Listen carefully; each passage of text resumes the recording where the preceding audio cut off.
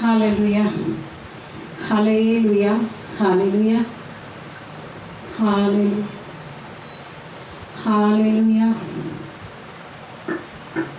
హల్లెలూయా.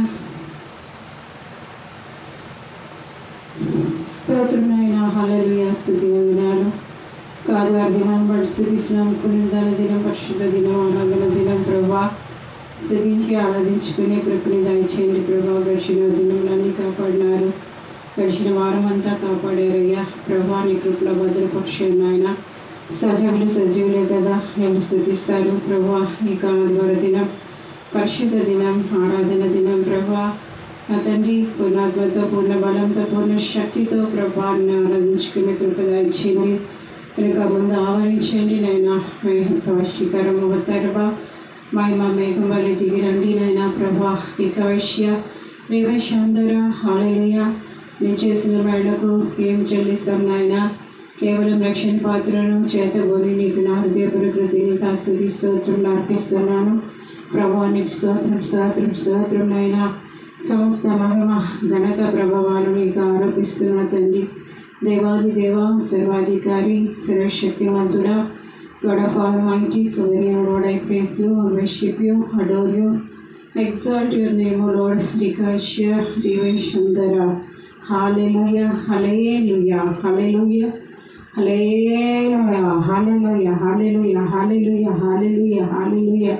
విబంధన శక్తి చేతులు నింపండి నైనా. లలిక శిఖరం అవతార బకొన్య లలిక భాష్య రేవేశాంధర విషయ రేఖర పరివేశాంధర వితర భవిష్యవరి అవకొన్యాష్మి తండ్రి ఖ్యామక. హల్లెలూయా. మేఘమా మహిమా మేఘమా ఉంటే చాలును ఇప్పుడే రమ్మయ్యా. మేఘమా మహిమా మేఘమా ఉంటే చాలును ఇప్పుడే రమ్మయ్యా. యేసయ్యా నీలో ఉన్న అభిషేకం ఇమ్మయ్యా. యేసయ్యా నీలో ఉన్న అభిషేకం ఇమ్మయ్యా. రూపాంతర మహిమతో నన్ను నీవు నింపుమా. రూపాంతర మహిమతో నన్ను నీవు నింపుమా. మేఘమా మహిమా మేఘమా వంటి చాలును ఇప్పుడే రమ్మయ్యా.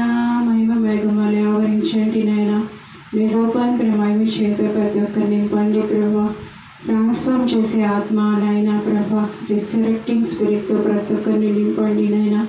రేఖవిష్య రేవేశాంధర జీవాత్మ నలుదశలో వ్యాపించండి. రేఖవిష్య రేవేశాంధర కొద్దిగా వాక్యాన్ని మనం ధ్యానించుకుందామండి.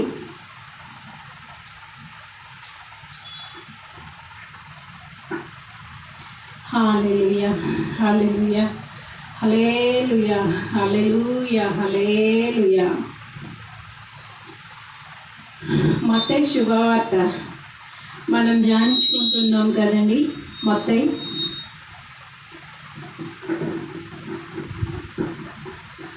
8వ అధ్యాయం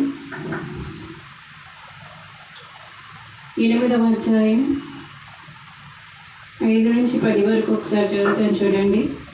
ఆయన కపెర్నహూములో ప్రవేశించినప్పుడు ఒక శతాధిపతి ఆయన యొద్దకు వచ్చి, ప్రభువా, నా యొక్క దాసుడు పక్షవాయుతో మిగుల బాధపడచ్చు, ఇంట్లో పడి ఉన్నాడని చెప్పి ఆయన వేడుకొనగా, యేసు నేను వచ్చి వారిని స్వస్థపరిచేదనని అతనితో చెప్పగా, ఆ శతాధిపతి, ప్రభువా, నీవు నా ఇంటిలోనికి వచ్చుటకు నేను పాత్రుడను కాను. నీవు మాట మాత్రం సెలవిమ్ము, అప్పుడు నా దాసుడు స్వస్థపరచబడును. నేను కూడా అధికారం నాకు లోబడిన వాడును. నా చేతి క్రింద సైనికులు ఉన్నారు. నేను ఒకరిని పొమ్మంటే పోను, ఒకరిని రమ్మంటే వచ్చును. నా దాసుని పని చేయమంటే చేయను అని ఉత్తరమిచ్చాను. యేసు ఈ మాట విని ఆశ్చర్యపడి వెంట వచ్చుచున్న వారిని చూచి, ఇశ్రాయేల్లో ఎవరికైనాను ఎంత విశ్వాసం ఉన్నట్టు చూడలేదని నిశ్చయముగా మీతో చెప్పుచున్నాను. అనేకులు తూర్పు నుండి పడమటి నుండి వచ్చి అబ్రహాంతో కూడాను, ఇస్సాకుతో కూడాను, యాకోబుతో కూడాను పరలోక రాజ్యమందు కూర్చుందురు గాని రాజ్య సంబంధులు వెలుపటి చీకట్లోనికి త్రోయబడుదురు. అక్కడ ఏడ్పును పండ్లు కొరకటి ఉండునని మీతో చెప్పుచున్నాను. నేను అంతటి యేసు, ఇక వెళ్ళుము, నువ్వు విశ్వసించిన ప్రకారము నీకు అవునుగా కానీ శతాధిపతితో చెప్పాను.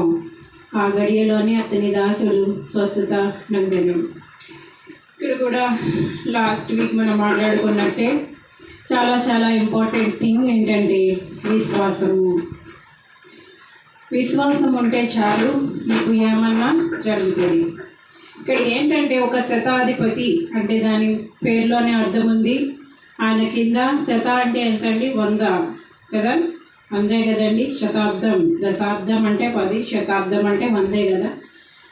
100 మంది సైనికులు ఉంటారు. అలాంటి శతాధిపతి యేసు ప్రభు దగ్గరికి వచ్చారు. యేసు ప్రభు దగ్గరికి వచ్చి, అయినా నా దాసుడు బాగాలేదు, వచ్చి కొంచెం స్వస్థపరచండి. ఏమడుగుతున్నాడు చూడండి, సొంత మాటలు కాదు కానీ, ప్రభువా నా దాసుడు పక్షవాయువుతో మిగుల బాధపడుచు ఇంట్లో పడి ఉన్నాడని చెప్పి ఆయనను వేడుకొనెను. ఏమని చెప్పారు? ఆ శతాధిపతి ఎవరు బాగాలేరట వాళ్ళ ఇంట్లో? దాసుడు. అతని కింద చాలామంది దాసులు ఉన్నారు కదా, కానీ ఆ దాసులు అందరి విషయంలో ఆయన కేర్ తీసుకుంటున్నారని అర్థం. అవునా? నా దాసుడు ఎలా ఉన్నారంట? పక్షవాయువుతో మిగుల బాధపడుచు ఇంటిలో పడి ఉన్నాడు అని ఆయన్ని వేడుకున్నారట. వచ్చి సంబోధన ఎలా ఉందండి? ప్రభువా. ఆ పిలుపులోనే ఉంది ఏంటి అంటే ఆయన విశ్వాసం అంతా. ఆయన ప్రభువు ఖచ్చితంగా స్వస్థపరుస్తారు. ఈ శతాధిపతి కింద ఎంతమంది ఉన్నారండి? శత అంటే 100 కదండి. సో ఇంతమంది దాసులు ఉన్నారు. అందులో ఒక దాసుడు పక్షవాయువుతో బాధపడుతున్నాడు. అయితే ఈ శతాధిపతి వచ్చి, పక్షవాయువుతో నా దాసుడు బాధపడుచున్నాడు ప్రభువా అని చెప్పి యేసు ప్రభు దగ్గరికి వచ్చి వేడుకుంటున్నారు. ఎవరు? ఈ శతాధిపతి ఆయన దాసుని కోసం వచ్చి యేసు ప్రభుని వేడుకుంటున్నారు. చూసారా? ఆ శతాధిపతికి ఉండే మంచి లక్షణం అక్కడే అర్థమవుతుంది. అంటే దాసులని కూడా ఆయన ఏం కూడా నిర్లక్ష్యం చేయట్లేదు. ఆయన కింద సేవకులు కదా అన్న నిర్లక్ష్యం లేదు. ఆ దాసుడి కోసం ఈ శతాధిపతి వచ్చి, ప్రభువా నా దాసుడు పక్షవాయువుతో మిగుల బాధపడుచున్నాడని వేడుకుంటున్నాడంట. ఇంకా ఏమంటున్నాడంటే చూడండి, యేసు నేను వచ్చి వాడిని స్వస్థపరిచుదనని అతనితో చెప్పగా, ఆ శతాధిపతి, ప్రభువా నీవు నా ఇంటిలోనికి వచ్చుటకు నేను పాత్రుడను కాను, నీవు మాట మాత్రం సెలవిప్పు, అప్పుడు నా దాసుడు స్వస్థపరచబడును. చూడండి ఏంటి అంటే ఇక్కడ యేసు ప్రభు వారి యొక్క విలువ ఏంటో ఈ శతాధిపతికి బాగా తెలిసింది. పద నేను వచ్చి స్వస్థపరుస్తాను అని అంటున్నారు యేసు ప్రభు. ఆయన ఏమంటున్నారు అంటే, నాయన నా ఇంటిలోనికి నీవు రావడానికి నేను పాత్రుడను కాను ప్రభువా. నా కింద చాలామంది దాసులు ఉన్నారు. ఒకరు పొమ్మంటే పోస్తారు, ఒకరు రమ్మంటే వస్తారు. అంటే ఆయనకి అంత అధికారం ఉంది. ఎవరినైనా వెళ్ళి చెప్పమనొచ్చు. ఇప్పుడు యేసు ప్రభు వారికి ఇవ్వాల్సిన విలువ ఆయన అక్కడ ఇస్తున్నారు. యేసు ప్రభుకైనా కావచ్చు, యేసు ప్రభు బిడ్డలకైనా కావచ్చు, ఆ విలువని మనం గుర్తించేవారుగా ఉండాలి. మీకు అర్థమైందా? ఆ గుర్తించకపోతే చాలా కష్టం. అయితే యేసు ప్రభు వారు కూడా ఆయన స్వభావాన్ని చూస్తున్నారు. ఏమంటున్నారంటే చూడండి, ఏమంటున్నారంటే, నేను కూడా అధికారంలోకి లోబడిన వాడును, నా చేతి క్రింద సైనికులు ఉన్నారు. నేను ఒకరిని పొమ్మంటే పోను, ఒకరిని రమ్మంటే వచ్చాను, నా దాసుని ఏ పని చేయమంటే చేయను అని ఉత్తరం ఇచ్చాను. యేసు ఈ మాట విని ఆశ్చర్యపడి వెంట వచ్చుచున్న వారిని చూసి, ఇశ్రాయేలులో ఎవరికైనా ఇంత విశ్వాసం ఉన్నట్టు చూడలేదని నిశ్చయముగా మీతో చెప్పుచున్నాను. చూడండి, ఒక్క మాట, నువ్వు మాట మాత్రం సెలవిన ప్రభువా సరిపోతుంది, నువ్వు నా ఇంటి దాకా రానక్కర్లేదు. ఎందుకు అంటే నేను అంత పాత్రుడను కాను. ఇక్కడ శతాధిపతి ఏం గుర్తించారంటే యేసు ప్రభు వారు అంత పరిశుద్ధుడని గుర్తించారు, అంత నీతిమంతుడని గుర్తించారు. ఎదుటి వ్యక్తిలో ఉండే పరిస్థితిని అర్థం చేసుకునే జ్ఞానం మనకి ఉండాలి. చూడండి, ఎవరిని పడితే అలాగ ఎలా పడితే అలా మాట్లాడకూడదండి. అర్థమైందా? ఎందుకంటే మన మాటలు తిరిగి ఇప్పుడు మన విశ్వాసమైన మన మంచితనమైన చూడండి, జీవ మరణంలో 4 వశం. మనం ఏం పలికితే నెగిటివ్గా పలికితే అక్కడ నెగిటివ్ రిజల్ట్ మనం చూస్తాం, పాజిటివ్గా పలికితే పాజిటివ్ రిజల్ట్ చూస్తాం. నువ్వు మేలు కీడని కీడు మేలని ఎంచకూడదు, వెలుగు చీకటని చీకటి వెలుగని ఎంచకూడదు. వశీకరం అవతార బక్కునియ రేకరమని నీ మాటలు బట్టే నువ్వు నీతిమంతుడుగా నీతిమంతురాలుగా తీర్చిపడతావు. నీ మాటలు బట్టే నువ్వు ఎలాగా అవినీతిపరుడుగా అక్రమస్తురాలుగా ఎంచబడతావు. అందుకే ఒక మాట ఆ ఎదుర్కొన్న వాళ్ళలో ఉండేటువంటి పరిస్థితి ఏంటో నువ్వు అర్థం చేసుకోకుండా నువ్వు మాట్లాడకూడదు ఇష్టానుసారంగా. చూసారా, ఇక్కడ యేసు ప్రభు వారి యొక్క పవిత్రతని పరిశుద్ధతని ఆయన యొక్క దైవత్వాన్ని ఎవరు గుర్తించారు? శతాధిపతి గుర్తించారు. ఎట్ ద సేమ్ టైం ఆయన అపాత్రుడని గుర్తించాడు. చూసారా, ఆయన అంత పరిశుద్ధుడు, అంత నీతిమంతుడు, అంత దైవ కుమారుడు అయినటువంటి యేసు ప్రభు తన ఇంటికి రావడానికి తన అర్హుడు కాదు అని తన స్థితిని తను గుర్తించగలిగాడు. ఇప్పుడు దేవుడిని దేవుడుగా మనం చూడగలిగినప్పుడు, దైవత్వాన్ని చూడగలిగినప్పుడు మన పరిస్థితి మనకి తెలుస్తుంది. మనం ఎంత అపవిత్రులమో, ఎంత శిఖరమో అవతార బక్కునియ మానవ జీవితం అనేది ఎంత స్వల్పమో అల్పమో ఆ పరిస్థితి ఏంటి అనేది గుర్తించగలగాలి. దేవుడి దైవ కుమారుడి విషయంలోనే చాలామంది అతిశయించడం, ఆక్రోషించడం, చాలామంది దురహంకారం చూపించడం నేను చూస్తూ ఉన్నాను. నువ్వు దేవుడిని దేవుడిగా నువ్వు అంగీకరిస్తే, ఆయన పరిశుద్ధతని నీతిని నువ్వు గుర్తించగలిస్తే నీ విశ్వాసం అనేది అక్కడ సఫలీకృతమవుతుంది, అక్కడ కార్యసాధకమవుతుంది. ఎందుకు డబ్బా రేకులు? దైవ కుమారుడికి వ్యతిరేకంగా చాలామంది మాట్లాడుతున్నారు. ఇక్కడ శతాధిపతి ఏం చేశారంటే ఆ యొక్క ప్రభువుని గుర్తించగలిగారు, ఆయన యొక్క దైవత్వాన్ని గుర్తించగలిగారు. ఆయనలో ఉండే లోపాలు కూడా ఎట్ ద సేమ్ టైం చూడండి. మామూలు మనుషులు, మానవ మాతృలు, దైవ కుమారుడు మనిషిగా పుట్టినంత మాత్రాన, ఆయన స్వరూపంలో వాళ్ళ పోలికలో వాళ్ళ స్వరూపంలో మనుషులు పుట్టినంత మాత్రాన మనుషులు దేవుడు కాదు కదా. మరి నువ్వు ఏ అధికారంతో దేవుడిని దూషించే పరిస్థితికి లేచావు? ఏం అధికారం ఉందని దైవ కుమారుడిని దూషించే స్థితికి లేచావు? దేవుడిని దేవుడుగా నువ్వు అంగీకరించొద్దా? దైవత్వాన్ని నువ్వు అంగీకరించినప్పుడు, దేవుడిని దేవుడిగా గుర్తించగలిగినప్పుడు నీ యొక్క యథార్థమైన పరిస్థితి ఏమిటో నీకు అర్థమవుతుంది. లేకపోతే నీ డంబం, నీ అతిశయం, వృధాతిశయం, నీ డంబం, నీ దూషణ, నీ దుష్టత్వం నేను నరకానికి తీసుకుని వెళ్తాయి. ఎట్ ద సేమ్ టైం దేవుని బిడ్డలుగా, అపొస్తలులుగా, సేవకులుగా, ప్రవక్తలుగా ఉండేవారి యొక్క పరిస్థితి కూడా నీకు అర్థమవుతుంది. వాళ్ళు ఏ పరిస్థితిలో ఉన్నారు ఏంటి. ఇప్పుడు నువ్వు దేవుడిని అర్థం చేసుకోలేకపోతే ఇంకా ఆయన బిడ్డల్ని ఏం అర్థం చేసుకుంటావు? దేవుని యొక్క దైవత్వాన్ని నువ్వు అంగీకరించలేకపోయినప్పుడు ఇంకా నీకేం అర్థమవుతుంది అంటే పూర్తిగా నీ యొక్క కళ్ళు బ్లైండ్ అయిపోయిన అర్థం, గురుడితనంతో నింపబడినాయని అర్థం. ఇక్కడ ఈ శతాధిపతి ఏం చేశారు? ప్రభువా, నా దాసుడు పక్షవాయువుతో బాధపడుచు ఉన్నాడని వేడుకుంటున్నాడు వచ్చి. శతాధిపతి అంటే ఆయన కింద చాలామంది సైనికులు ఉన్నారు. అయితే నేను వచ్చి స్వస్థపరుస్తాను. యేసు ప్రభు వారు కూడా వెంటనే రియాక్ట్ అయ్యారు. ఆయన విశ్వాసాన్ని బట్టి, విశ్వాసం ఉండబట్టి ఆయన వచ్చాడు. ఆయన రానక్కర్లేదు, యాక్చువల్గా అదే చెప్తున్నాడు. నా కింద చాలామంది మనుషులు ఉన్నారు, ఒకరిని వెళ్ళమంటే వెళ్తారు, ఒకరిని రమ్మంటే వస్తారు, కానీ అతనే వచ్చి ఆ శతాధిపతి ఎందుకు వచ్చాడు? ఆయన కంటే యేసు ప్రభు వారు ఉన్నతుడని ఆయన గుర్తించగలిగాడు. చూసారా, అది ఆయన విశ్వాసం. మరి నీ పరిస్థితి ఏంటి? నీ హృదయ స్థితి ఏంటి? దేవుడిని దేవుడిగా నువ్వు అంగీకరించగలుస్తున్నావా? దేవుడిలో ఉన్న దైవత్వాన్ని గుర్తించగలుస్తున్నావా? ఆయన సాధారణమైన మనిషి అనుకుంటున్నావా? నీ విశ్వాసమే నిన్ను స్వస్థపరుస్తుంది, నీ విశ్వాసమే నీకు అద్భుతాన్ని చేస్తుంది, నీ విశ్వాసమే రేపు నిత్యత్వానికి తీసుకుని వెళ్తుంది. సాధారణమైన మనిషి అనుకుంటున్నావా? ఎప్పుడైతే నువ్వు దేవుడిని దేవుడిగా అంగీకరించగలుస్తున్నావో, దైవత్వాన్ని నువ్వు గుర్తించగలుస్తున్నావో, నీ యథార్థమైన పరిస్థితి ఏమిటో నీకు తెలుస్తుంది. నువ్వెంత అల్పుడువో, ఎంత అపవిత్రుడువో, ఎంత పాపివో నీకు అర్థమవుతుంది. ఎప్పుడు అర్థమవుతుంది? ఆయన ముఖంలో, నీకు ఆ ముఖ దర్శనంలో, ఆయన ముఖంలో నీ రహస్య పాపాలు నీకు బయలుపరచబడతాయి. నీ హృదయ స్థితి ఇక్కడ ఏమంటున్నాడంటే, నా ఇంటికి నువ్వు రావడానికి నేను పాత్రుడను కాను. ఎవరు చెప్తున్నారు? శతాధిపతి చెప్తున్నారు. ఇది అందరికీ అవసరం. ఈ ఆదివార సమయంలో ఎలాగున్నారో ఒకసారి పరిశీలన చేసుకోండి. దేవుడిని దేవుడిగా అంగీకరించగలుస్తున్నారా? దైవత్వానికి మీరు మహిమను ఆపాదించగలుస్తున్నారా? తద్వారా మీ యొక్క యథార్థమైన స్థితిని పరిశీలించుకోగలుస్తున్నారా? ఏంటి మీ పరిస్థితి? చూడండి, ఏమంటున్నారంట చూడండి, మరొకసారి నేను చదువుతాను. ఏమంట? ఆ శతాధిపతి ప్రభువా, నాకు నా ఇంటిలో నీకు వచ్చుటకు నేను పాత్రుడను కాను. నీకు మాట మాత్రం సెలవును, అప్పుడు నా దాసుడు స్వస్థపరచబడును. నేను కూడా అధికారంలో లోబడిన వాడు, నా చేతి క్రింద సైనికులు ఉన్నారు. నేను ఒకరిని పొమ్మంటే పోను, ఒకరిని రమ్మంటే వచ్చాను, నా దాసుని పని చేయమంటే చేయను అని ఉత్తరం వచ్చాను.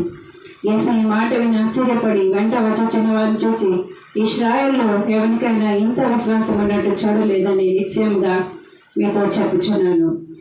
ఇదంతా చూసారా? ఇశ్రాయేలు, అసలు ఆయన పుట్టింది ఇశ్రాయేల్ దేశంలో పుట్టారు, కానీ లోకమంతటి కొరకు ఆయన రక్షకుడిగానే పుట్టారు. ఈ ఇశ్రాయేలీయులు కాని వ్యక్తి చెప్తున్నారు ఈ విశ్వాసం గల మాటలు. చూసారా? అంటే ఈరోజు ఇశ్రాయేలుగా ఎవరు ఎంచబడుతున్నారు? క్రైస్తవ జనాంగం ఎంచబడుతున్నారు, అబ్రహాం సంతానం. అవునండి.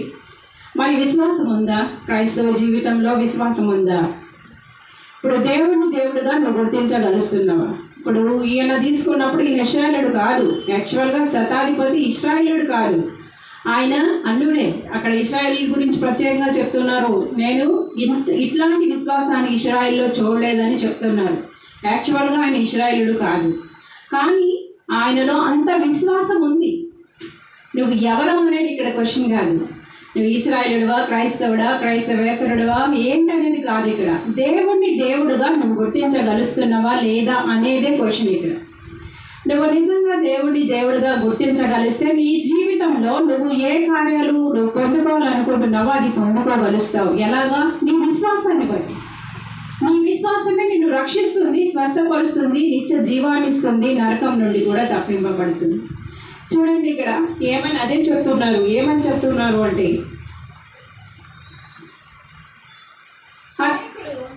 నిశ్చయముగా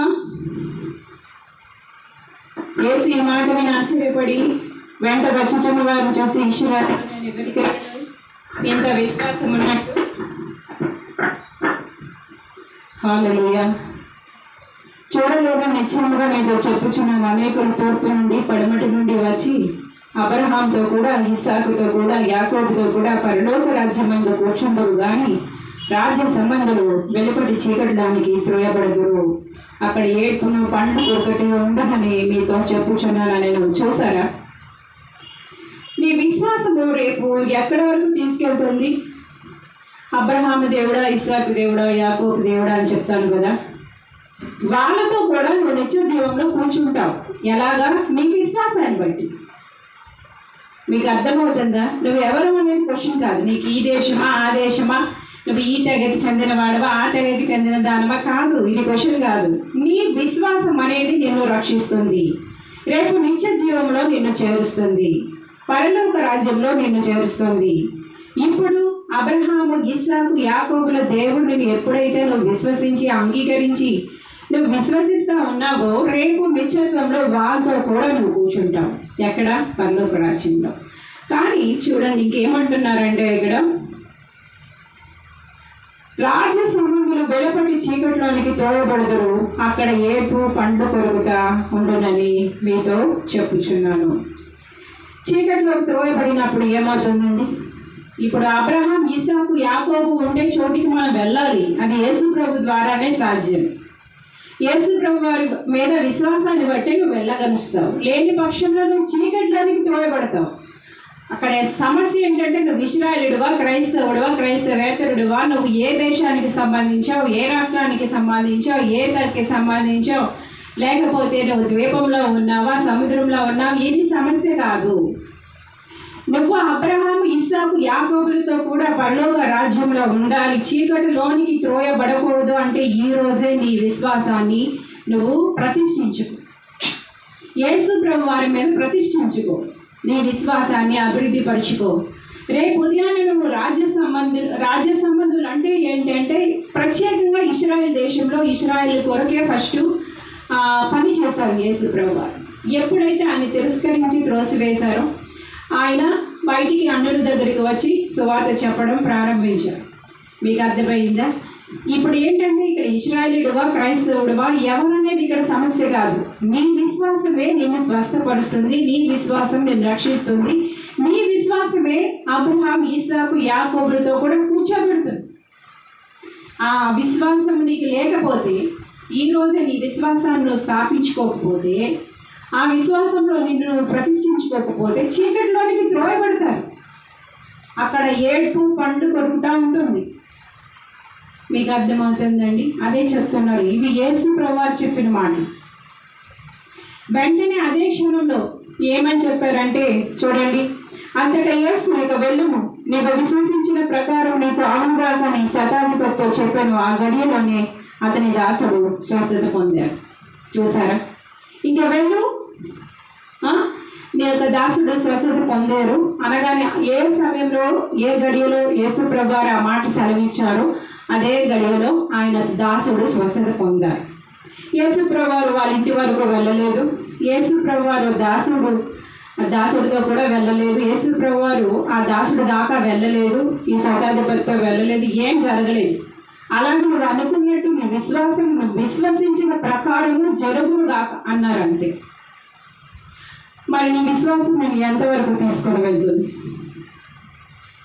నీ విశ్వాసము నిన్ను ఎంతవరకు తీసుకొని వెళ్తుంది? అవిశ్వాసగానే మిగిలిపోతున్నావా? విశ్వాస యాత్రను ప్రారంభించి ఆ పరుగులో ఉండి మరి నీ పరుగును ఎక్కడ కడముట్టించుకుంటున్నావు? మంచి పరుగు పరిగెడుతున్నావా? విశ్వాస యాత్రలో, మంచి యాత్రలో కొనసాగుతున్నావా? నీ విశ్వాసం అనేది నువ్వు ఎక్కడ దాకా తీసుకెళ్ళింది, ఎక్కడ ఆపేసింది, ఎక్కడ చతికిలబడ్డావు, ఎక్కడ కృంగిపోయావు, ఎక్కడ కృషించిపోయావు, దుష్టుడు వేసిన అగ్నిబాణాల్లో కృంగిపోయి ఆ విశ్వాసాన్ని పక్కన పడేసావా? లేకపోతే ఇతరుల జీవితాలు చూసి అయ్యో దేవుడు నమ్ముకుని వాళ్ళ పరిస్థితి ఏంటి, వీళ్ళ పరిస్థితి, ఆ పరిస్థితి నీకెందుకు? నీ విశ్వాసం నేను రక్షిస్తుంది. నువ్వు విశ్వసించగలిగితే రేపు నువ్వు ఎక్కడుంటావు? అబ్రహాము, ఇస్సాకు, యాకోబులతో కూడా నువ్వు నిత్యత్వంలో, పరలోక రాజ్యంలో ఉంటావు. ఇప్పుడే నువ్వు అవిశ్వాసిగా ఉంటే, లేకపోతే నీ విశ్వాస యాత్రను మధ్యలోనే ఆపేస్తే ఎక్కడికి వెళ్ళిపోతావు? నువ్వు చీకటిలోనికి త్రోయబడతావు. అక్కడ ఏడ్పు, పండ్లు కొరుకుట మాత్రమే ఉంటుంది. ఇది వాస్తవం, యథార్థం. అబ్బో నాకు యేసుప్రభు ఎవరో తెలియదు, నాకు అదేదో తెలియదు. శతాధిపతి కూడా, ఈవెన్ అక్కడ శతాధిపతి కూడా తెలియదు. ఎవరికి తెలుసు యేసుప్రభు? ఇప్పుడు చెప్తున్నాను, యేసుప్రభు వారు, ఇప్పుడు నేను ఇక్కడ మీ మధ్య నేను ఉన్నాను, నన్ను మీరు చూస్తున్నారు. నేను చెప్తున్నది యేసుప్రభు గారి గురించే చెప్తున్నాను. మీకు అర్థమవుతుందా? నా మాటలు మీరు వింటున్నారు, అవునా? వింటున్నారు. యేసుప్రభు దైవ కుమారుడు, దేవుడు, రక్షకుడు, మనం రక్షించేవారు, నరకంలో తప్పిస్తారు, పరలోక రాజ్యంలో చేరుస్తారు. నీ విశ్వాసాన్ని బట్టి నీకు స్వస్థత ఉంది, ఆశీర్వాదం ఉంది, ఐశ్వర్యం ఉంది, పరలోక రాజ్యం ఉంది, నిత్యజీవం ఉంది. లేని పక్షంలో భయంకరమైన అగ్నిలోకి వెళ్తారు అని నేను చెప్తూనే ఉన్నాను. చాలా సంవత్సరాల నుంచి చెప్తూనే ఉన్నాను. అంటే మీ మధ్య నేను సాక్షిగా ఉన్నాను, అవునా?